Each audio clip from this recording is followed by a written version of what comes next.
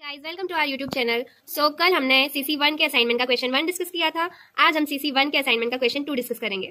Question number 2 है, शिक्षा मनोविज्ञान में अध्ययन तथा अनुसंधान में प्रयोग में लाई जाने वाली विधियों का विस्तृत वर्णन कीजिए। मतलब शिक्षा मनोविज्ञान के क्षेत्र में कौन कौन सी विधियां प्रयोग में लाई जाती है। तो इसका आंसर है, शिक्षा के क्षेत्र में शिक्षा मनोविज्ञान में अध्ययन और अनुसंधान के लिए उपयोग की जाने वाली विधियां। शिक्षा के क्षेत्र में छात्रों के व्यवहार, मानसिक विकास, सीखने की प्रक्रियाओं और शिक्षण विधियों को समझने में मदद करती है।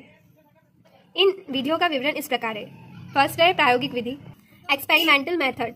यह विधि वैज्ञानिक और नियंत्रित अनुसंधान के लिए प्रयोग की जाती है। इसमें शोधकर्ता दो समूहों का अध्ययन करता है, एक नियंत्रित या कंट्रोल समूह और एक प्रयोगात्मक एक्सपेरिमेंटल समूह। नियंत्रित समूह में किसी बदलाव के बिना अध्ययन किया जाता है, जबकि प्रयोगात्मक समूह पर किसी विशेष स्थिति का प्रभाव देखा जाता है। एक शिक्षक मतलब फॉर एग्जाम्पल, एक शिक्षक नई शिक्षण विधि का प्रभाव जानने के लिए एक समूह पर नई विधि और एक दूसरे समूह पर पुरानी विधि का प्रयोग कर सकते हैं। मतलब दो ग्रुप लेंगे शिक्षक, एक पर नई टीचिंग मेथड का यूज करेंगे और दूसरे पर पुरानी टीचिंग मेथड्स का। फिर उनको मतलब कंपेयर करेंगे कि किससे बच्चा ज्यादा जल्दी सीख रहा है ना। फिर वो जो शिक्षक है वो वही टीचिंग मेथड का मैक्सिमम यूज करेंगे। फिर सेकंड है प्रेक्षण विधि, ऑब्जर्वेशन मेथड। इस विधि में शिक्षक या शोधकर्ता छात्रों के व्यवहार का बिना हस्तक्षेप किए अध्ययन करता है। इसे दो प्रकार में बांटा जाता है, पहला है प्रत्यक्ष या डायरेक्ट और अप्रत्यक्ष इनडायरेक्ट। सो ये दो प्रकार है। प्रत्यक्ष प्रेक्षण में छात्र को स्वाभाविक रूप से देखा जाता है। उदाहरण, कक्षा में छात्र के व्यवहार और उनकी भागीदारी का प्रेक्षण कर उसकी शिक्षा के प्रति रुचि का पता लगाया जाता है। मतलब क्लास में छात्र का बिहेवियर कैसा है, और जो जैसे कि हमारे कॉलेज में एक्टिविटीज होती है, मतलब छात्र का बिहेवियर कैसा है, वो ज्यादा गुस्सा तो नहीं करता, दूसरों के साथ कैसे बिहेव करता है, वो एक्टिविटीज में पार्टिसिपेट करता है कि नहीं, उसका टीचर्स के साथ कैसा बिहेवियर है, तो उस तरीके से उसका इंटरेस्ट है कि नहीं वो जो कोर्स कर रहा है, तो उससे छात्र की रुचि का पता लगाया जाता है। फिर तीसरा है सर्वेक्षण विधि, सर्वे मेथड। इस विधि में प्रश्नावली या साक्षात्कार के माध्यम से बड़े समूह से जानकारी एकत्र की जाती है। शोधकर्ता नमूना या सैंपल समूह का चयन कर उस पर अध्ययन करता है। उदाहरण, यदि शिक्षक यह जानना चाहते हैं कि किस विषय को छात्र सबसे कठिन मानते हैं, तो वे प्रश्नावली के माध्यम से जानकारी एकत्र कर सकते हैं। मतलब टीचर जो है वो क्वेश्चन पूछेंगे, मतलब डिफरेंट सब्जेक्ट के टीचर या फिर एक ही सब्जेक्ट के टीचर अलग अलग सब्जेक्ट के क्वेश्चन पूछेंगे, और फिर स्टूडेंट जो है जो क्वेश्चन के आंसर ज्यादा दे पाएंगे, जो सब्जेक्ट के क्वेश्चन के आंसर, तो वो सब्जेक्ट उनके लिए इजी होगा, और जो सब्जेक्ट के क्वेश्चन के आंसर कम दे पाएंगे तो उनके लिए डिफिकल्ट होगा, इस तरीके से। फिर फोर्थ है मामले का अध्ययन विधि, केस स्टडी मेथड। यह विधि तब उपयोगी होती है जब किसी एक व्यक्ति या छोटे समूह के गहन अध्ययन की आवश्यकता होती है।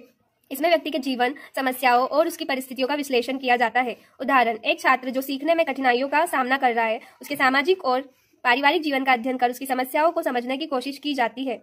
मतलब कोई स्टूडेंट जो है उसको चीज़ें समझने में कुछ प्रॉब्लम्स महसूस हो रही है, तो हो सकता है कि उसकी जो फैमिली है, फैमिली में कुछ इश्यूज हो, या तो फिर फैमिली का जो इन्वॉल्वमेंट है वो उसको कुछ इफेक्ट करता हो।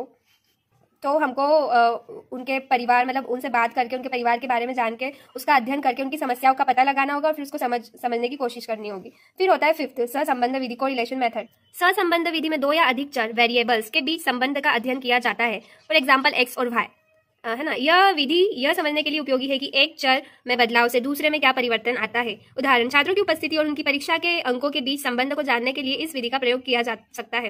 मतलब स्कूल्स में भी जो स्टूडेंट्स रेगुलर होते हैं, रेगुलर लेक्चर्स अटेंड करते हैं, रिवीजन करते हैं, तो फिर उनका रिजल्ट भी अच्छा आता है। और जो क्लास बंक करते हैं या रेगुलर स्कूल नहीं जाते हैं, स्टडी नहीं करते हैं, तो उनका रिजल्ट थोड़ा डाउन हो जाता है।